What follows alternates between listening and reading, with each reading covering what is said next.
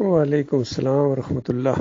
دیکھیے، یہ اللہ کی کتاب ہے، یہ ایک ایسی مخلوق کی طرف بھیجی گئی ہے جو سمیع بصیرہ، غور و فکر کرنے والی، دیکھنے والی مخلوق بنایا اللہ تعالیٰ نے اس کو، اور ایسے انداز سے یہ اللہ کا کلام اس کے سامنے آیا گیا ہے کہ کتنی باتیں یعنی سننے والے پر چھوڑی گئی۔ خود غور کرو کیا ہوا ہوگا، کس طریقے سے ہوا ہوگا، اتنی تو اپنی عقل استعمال کرو۔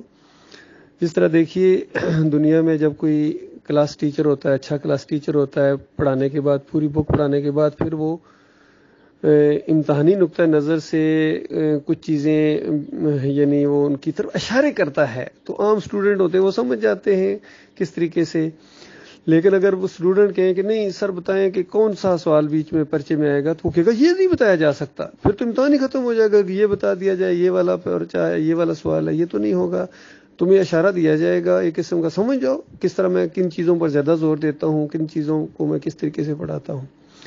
تو اللہ تعالیٰ نے انسانوں کو ان کی اوقات کئی دفعہ یاد دلائی ہیں، ان کو احساس دلایا ہے، ان کی پیدائش کے اوپر غور کرو۔ اپنی پیدائش کو بھول گئے ہو اور ہمارے بارے میں اس طریقے سے باتیں بناتے ہو، پیدائش کو بھول گئے ہو۔ تو یہ دیکھیے، دنیا میں بھی ایسے ہی ہوتا ہے کہ جب کوئی انسان ذرا اپنی چلا رہا ہو اور اپنے ماضی کو بھول جائے، تو اس کو تھوڑا سا اگر یاد دلا دیا جائے کہ دیکھو آپ کو یاد ہے فلاں وقت میں آپ ایسے تھے، تو اگر اس میں ذرا سی بھی انسانیت ہے یا وہ اس میں کچھ بھلائی ہے تو وہ فوراً چونک جائے گا۔ دیکھیے، اللہ کا یہ پورا جو نظام ہے نا، امتحانی نقطہ نگاہ، یہ اسی نقطے کے اوپر چل رہا ہے۔ اس کے لیے ایک بہت زبردست مثال دی نبی صلی اللہ علیہ وآلہ وسلم نے کہ گزشتہ امتوں میں اللہ تعالیٰ نے 3 بندوں کا امتحان لیا۔ ایک گنجا تھا، ایک اندھا تھا، اور ایک برس کے مریض میں مبتلا تھا۔ تو 3 ایسے آدمی تھے جن کو عام طور پر معاشرے کے اندر کوئی حیثیت نہیں ہوتی، کوئی ویلیو نہیں بندہ دیتا، کوئی لفٹ نہیں کراتا ہے، تو ان کو احساس کمتری بھی محسوس ہوتا ہے کہ وہ بھی انسان ہے لیکن کوئی ان کو اہمیت نہیں دے رہا ہے۔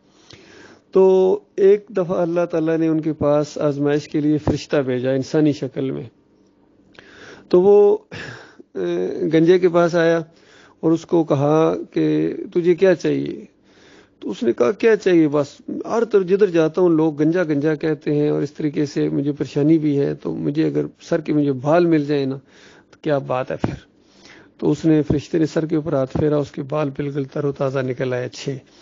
تو پھر کہا کہ تمہیں کون سی چیزیں، کوئی جانور کون سا پسند ہے؟ تو اس نے کہا یعنی گائے۔ تو اس کو ایک بچہ دینے والی گائے یعنی اس نے دے دی۔ تو پھر چلا گیا، پھر دوسرے کے پاس گیا جو برس کے مرض والا تھا، اس کو کہا کہ تجھے کیا چیز چاہیے؟ اس نے کہا بھائی یہ بیماری جو لگی ہوئی ہے نا، بس کوئی بندہ میرے قریب نہیں بیٹھتا ہے، نفرت کرتے ہیں، بس یہ میں اوورال مفہوم بیان کر رہا ہوں، کوئی الفاظ ادھر ادھر ہو سکتے ہیں لیکن معنی انشاءاللہ آپ تک پہنچ جائے گا، معنی اور مفہوم آپ تک پہنچانے کی کوشش کروں گا اس واقعے کا۔ تو اگر یہ بیماری میرے سے دور ہو جائے تو میں بہت بڑا شکر گزار بنوں اللہ تعالیٰ کا۔ تو اس نے اس کے اوپر ہاتھ پھیرا اور وہ بیماری اس کی چلی گئی، اور پھر کہا کہ تجھے کون سا جانور اچھا لگتا؟ اس کو مجھے اونٹ بہت اچھے لگتے ہیں۔ اس نے ایک بچہ دینے والی اونٹنی اس کو دی اور دعا دے کے چلا گیا۔ پھر وہ اندھے کے پاس گیا کہ تجھے کیا چاہیے؟ اس نے کہا بس آنکھیں نہیں، کچھ بھی نہیں دیکھ پاتا ہوں، اگر مجھے اللہ تعالیٰ آنکھیں دے دینا میں اس کا بہت شکر گزار بنوں گا۔ اس نے آنکھوں کے اوپر ہاتھ پھیرا، وہ اس کی آنکھیں واپس آ گئیں، ٹھیک ہو گئی، بالکل دیکھنا شروع ہو گیا۔ اور پھر کہا تجھے کون سی چیز اچھی لگتی ہے؟ اس نے کہا مجھے بکریاں بہت اچھی لگتی ہیں۔ تو اس کو ایک بکری ایسی دے دی جو بچہ دینے والی تھی۔ تو ان تینوں کی اللہ نے آزمائش کی، یہ بالکل اسی طرح کی آزمائش ہے جس طرح ساری انسانیت کی آزمائش ہوئی ہے۔ تو ایک آزمائشی طریقہ کار اللہ تعالیٰ نے سامنے لایا انسانوں کے، اور قیامت تک کے لیے اس کو محفوظ کر دیا۔ تو اس کے بعد کچھ عرصے بعد اللہ تعالیٰ نے ان تینوں میں اتنی برکت دی کہ جس کو اونٹنی دی گئی تھی اس کی پوری وادی اونٹوں سے بھر گئی، گائے والے کے پاس ساری وادی گایوں سے بھر گئی، اور جس کو بکری دی گئی تھی اس کی اتنی زیادہ بکریاں پھیلیں کہ پوری وادی اس کی بھر گئی۔ بہت امیر آدمی، تینوں آدمی بہت امیر ہو گئے معاشرے کے اندر۔ پھر اللہ تعالیٰ نے ان کو چیک کیا، ٹیسٹ کیا، اور فرشتے کو بھیجا جو پھر انسانی شکل میں آیا، اور برس والے کے پاس جب گیا تو اس کو کہتا ہے کہ دیکھو مجھے پریشانی ہے تو مجھے ایک گائے دے دو تاکہ میں بھی جو ہے وہ کچھ اپنے گزر اوقات کروں، اس سے فائدہ اٹھاؤں، اور تجھے اللہ تعالیٰ نے اتنا کچھ دیا ہوا ہے تو اس کے راستے میں ایک دے دو۔ تو اس نے انکار کر دیا، اس نے کہا نہیں، یہ ایسے میں بانٹتا پھر رہا ہوں، یعنی کوئی ایسی چیزیں ہیں مانگنے والے کہ اتنی بڑی چیز مانگ رہے ہو، تو میں تو باپ دادا سے امیر چلا آ رہا ہوں۔ تو نے کہا نہیں، دیکھ لو، مجھے ایسا لگتا ہے تم وہی تو نہیں تھے جس کے اوپر ایسی بیماری سی تھی۔ کہتا نہ میں شروع سے بالکل ٹھیک ٹھاک ہوں۔ فرشتے نے کہا ٹھیک ہے، اگر تم جھوٹ بول رہے ہو تو اللہ تعالیٰ تمہیں ویسا ہی کر دے جیسے تم پہلے تھے۔ تو پھر اسی کو وہ بیماری چمٹ گئی اور سارا مال اس کا ختم ہو گیا۔ پھر وہ اونٹ والے کے پاس گیا، یعنی جو گنجا تھا، تو اس کو اسی طریقے بالکل اسی طرح کی گفتگو، اس نے بھی آگے سے اسی طرح کا جواب دیا جس طرح پہلے نے دیے تھے۔ بالکل آج کے ماحول کے اندر اگر آپ غور کریں تو اسی طریقے سے اللہ ان کی آزمائش کر رہا ہے کہ ان کے چاہے وہ شریف فیملی ہو، ان کو یاد بھی دلایا جائے اچھا بھائی آپ وہی ہے نا جو آپ کے والد تو یہاں تک جناب وہ لوہار تھے اور یہ تھا اور وہ تھا، تو آگے سے کیسے جواب دیتے ہیں؟ نہیں جی، ہم تو اس دور میں ہماری ملنے چلی آ رہی ہیں۔ اسی طرح یہ پیپلز پارٹی والوں کو بھی اسی انداز سے، فضل الرحمان کو بھی، اور دوسرے جتنے ہیں اپنے عمران خان صاحب بھی اسی انداز سے جواب دیتے ہیں کہ مجھے کسی چیز کی ضرورت نہیں تھی، میرے پاس سب کچھ تھا، اس انداز سے۔ تو اس نے بھی اسی طریقے سے جواب دیا۔ تو فرشتے نے کہا ٹھیک ہے، اگر تو جھوٹ بول رہا ہے تو تمہیں اللہ تعالیٰ ویسا ہی کر دے جیسا پہلے تھے۔ تو پھر اسی طریقے سے اس کو وہ اس کی جو مرض تھا وہ آ گیا اور وہ سارا مال اس سے چلا گیا۔ پھر فرشتہ گیا تیسرے آدمی کے پاس، بکریوں والے کے پاس جو اندھا تھا پہلے، اس کو جا کے کہا کہ دیکھو مجھے تکلیف ہے اور مجھے اگر تم ایک بکری دے دو تو تمہیں اللہ تعالیٰ نے اتنا کچھ دیا ہوا ہے۔ تو اس نے کہا ہاں بھائی واقعی اللہ تعالیٰ نے مجھے بہت کچھ دیا ہے اور میں بالکل اندھا تھا، میرے پاس کچھ بھی نہیں تھا، اور اللہ تعالیٰ نے میرے اوپر اتنا احسان کیا، مجھے آنکھیں اللہ تعالیٰ نے دیں اور اتنا مجھے مال دیا، اس اللہ کے نام پر اگر تم میرے سے جتنا مرضی مانگو میں تمہیں دے دوں گا۔ تو فرشتے نے کہا کہ دیکھو یہ اللہ تمہاری آزمائش کر رہا تھا، اور تمہارے وہ جو دوسرے دو صاحب ہیں، کیونکہ ایک ہی علاقے کے لوگ تھے، جانتے تھے ایک دوسرے کو، تمہارے وہ جو دوسرے دو بھائی ہیں نا وہ فیل ہو گئے، وہ پھر اسی طرح اسی بیماری میں چلے گئے، اور تیرے ساتھ اللہ تعالیٰ خوش ہوا ہے اور تمہیں یہ سارا مال مبارک ہو۔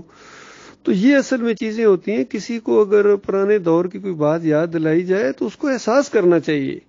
تو اللہ تعالیٰ نے انسانوں کے سامنے یہ جو کلام ہے، قرآن ہے، اور ان دنوں کے اندر شہر رمضان کے اندر اس کو اگر پڑھا جائے تو اور زیادہ اس کے معنی کھلتے چلے جاتے ہیں کہ قرآن اپنے اس مضمون کو اس سے ہٹتا نہیں ہے کہ انسانوں تم اپنے اوپر غور کرو، تمہیں میں نے اپنی بندگی کے لیے پیدا کیا ہے، فرمانبرداری کے لیے پیدا کیا، اور تمہارے ساتھ جتنے احسانات ہیں جس طرف تم اپنا دھیان دوڑاؤ، اللہ کے علاوہ تمہارے اوپر کسی کا کوئی احسان نہیں ہے۔ تمہاری پیدائش سے لے کر تمہاری پوری زندگی اور پھر مرنا اور پھر دوبارہ اٹھنا اور پھر جنت اور جہنم، ایک ذات کے ہاتھ میں ہے سارا معاملہ، تو اسی سے بگاڑی ہوئی ہے، اسی کے ساتھ بغاوت کر رہے ہو تو تم جاؤ گے کدھر؟ تو اس طریقے سے اللہ تعالیٰ نے احسانات یاد دلائے ہیں اور اوقات یاد دلائی ہے انسان کو، اس کی پیدائش کے سارے مراحل اس لیے بتائے گئے ہیں کہ دیکھو جس طرح تم پیدا ہوئے ہو، اس طرح جن کو آج تم نے معبود بنایا ہوا ہے وہ بھی اسی طریقے سے پیدا ہوئے تھے۔ تو جو اس طریقے سے پیدا ہو، اتنا بے بس اور لاچار ہو، وہ کیسے معبود بن سکتا ہے؟ کیسے داتا، دستگیر، مشکل کشا اور حاجت روا اور ان کو رکوع اور سجدے کیسے کیے جا سکتے ہیں؟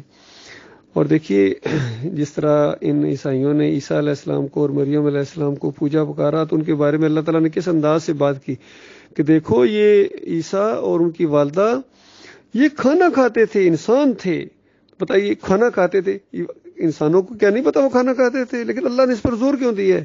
یعنی جو کھانا کھاتا ہے اس کے بعد وہ اخراج کرتا ہے اور دن کے اندر سے ایسی چیز نکلے تو بتاؤ وہ اللہ کے ساتھ شریک ہو سکتے ہیں، اللہ کا بیٹا ہو سکتا ہے؟ کیسی بری بات اپنے منہ سے تم نکالتے ہو۔ تو انہوں نے اصل میں انسانوں نے اس چیز کو سمجھا نہیں ہے، انہوں نے اللہ کے ساتھ شریک ٹھہرائے ہیں، اور یہ جو انداز ہے قرآن کا، یہ اس وجہ سے یہ الہ کا مسئلہ ہے، یہ الہ کا مسئلہ ہے۔ جب اللہ تعالیٰ نے انسانوں کو یہ جو بتایا ہے نا کہ تمہیں کس چیز سے پیدا کیا گیا، دیکھو اپنی پیدائش کے اوپر غور کرو، تمہارا تعلق اللہ کے ساتھ کیسا ہونا چاہیے؟ اس نے تمہیں پیدا کیا ہے، کسی اور نے نہیں کیا ہے، اس نے تمہیں رزق کا انتظام کیا ہے، ساری نعمتیں اس کی ہیں، تو پھر اس کے علاوہ یہ کہاں سے آ گئے؟ یہ دوسرے داتا کدھر سے آ گئے؟ دستگیر کہاں سے آ گئے؟ مشکل کشا کہاں سے آ گئے؟ حاجت روا کہاں سے آ گئے؟ رکوع اور سجدے کے یہ لائق کہاں سے آ گئے؟ اللہ کے ٹکڑے کیسے بن گئے؟ یہ ان کو کیوں پکارتے ہو؟ ان کی نظر و نیاز کرتے ہو؟ یہ بہت بڑا جرم ہے تم جو کرتے ہو۔ اور امتحان کا یہ وقت اگر ختم ہو گیا تو اس کے بعد پھر دوبارہ تمہیں کبھی موقع نہیں دیا جائے گا. بہرحال ہمارا کام ہے بھائی بتاتے رہنا، ان کو جھنجھوڑتے رہنا، ان کی ضمیروں کو جھنجھوڑتے رہنا. ہدایت تو اللہ تعالیٰ جس کو چاہے گا دے گا. ابھی اس کے اوپر میں نے ایک پورا ویڈیو بھی اپلوڈ کیا، ابھی وہ اپلوڈ ہو رہا ہے یوٹیوب کے اوپر، انشاءاللہ اس کا لنک میں بھیج دوں گا. بھائی اس کو سنیں. اس کے اندر اسی چیز کو میں نے اور اچھے انداز سے بیان کیا ہے. اللہ تعالیٰ اس کو خیر کا ذریعہ بنائے.